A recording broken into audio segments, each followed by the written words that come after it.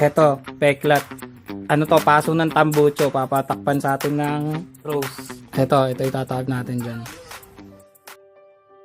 Ngayong araw, isang murang tattoo na naman ang ibibigay natin para sa isang Amazonang rider na all-around malupit sa gawaing bahay, hanap buhay, diskarteng marino at higit sa lahat mapagmahal na ina at asawa.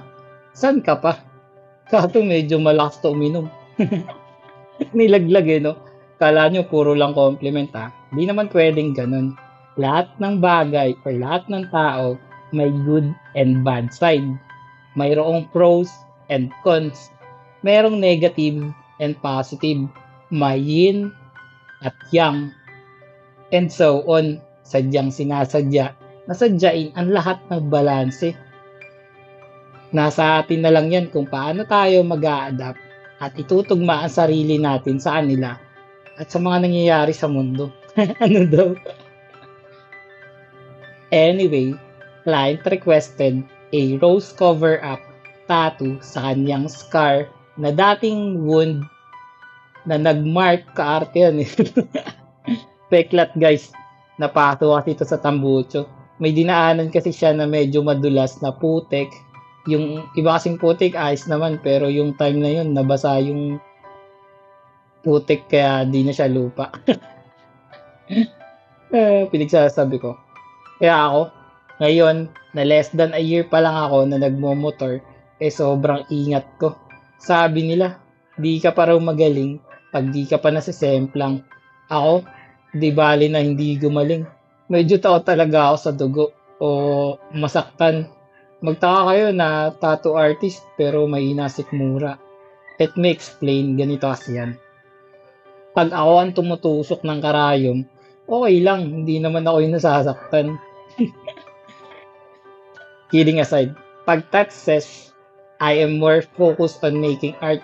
Pero pag ako na ang tinatatuan, mas nangingibabaw yung nervyos ko.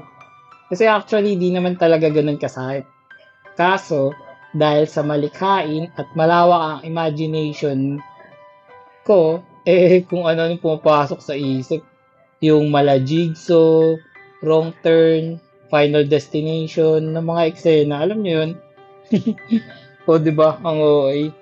Kaya naman, pag blood donation, o kaya kailangan ng blood testing, tattoo session, sa sarili ko, never ko talaga pinapanood yan. O kahit sulyapan man lang yung pagtusok sa akin o kahit yung buong proseso. Ganun. Balik tayo dito kay madam na client. Matagal na talaga namin to plano gawin. Pero gaya ng pinoproblema o dahilan ng karamihan kung bakit di matuloy-tuloy ang schedule, sobrang daming factors na pumipigil. Mga commitments, work, family, time, occasions, minsan pagod, minsan tinatamad, minsan naman may sakit, minsan wala lang sa mood, at marami pang ibang dahilan. Kung ngayon, na andito na sa harap ko ang opportunity, andito na sa harap ko yung taong matagal ko nang hinihintay, pagkakataon na matagal kong inaasam para magawa yung matagal na dapat na nasa katuparan, grab ko na to syempre.